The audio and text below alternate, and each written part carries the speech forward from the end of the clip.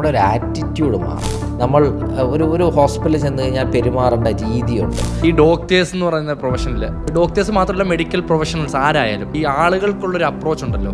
നമ്മൾ പല വാർത്തകളും കേട്ടിട്ടുണ്ട്. ഈ ഡോക്ടറിനെ അപായപ്പെടുത്തുക അല്ലെങ്കിൽ അവർക്കെതിരെ ഉണ്ടാകുന്ന വയലൻസുകൾ, അതിന് ശരിക്കും ഒരു അന്ത്യം വരേണ്ട സമയം കഴിഞ്ഞില്ലേ? നമ്മുടെ ഒരു ആറ്റിറ്റ്യൂഡ് മാറണം.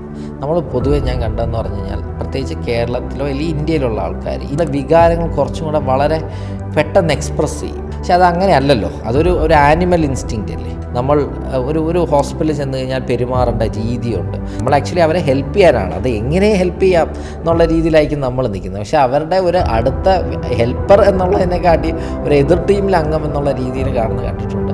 ചിലപ്പോൾ അതിൽ കുറച്ച് തെറ്റുകൾ നമ്മുടെ മെഡിക്കൽ ഫീൽഡിലുള്ള വ്യക്തികളുടെയും കാണുമായിരിക്കും. പക്ഷെ ആ മൊത്തത്തിലെ ആറ്റിറ്റ്യൂഡിൻ്റെ മാറേണ്ട സമയം എന്നേ കഴിഞ്ഞു.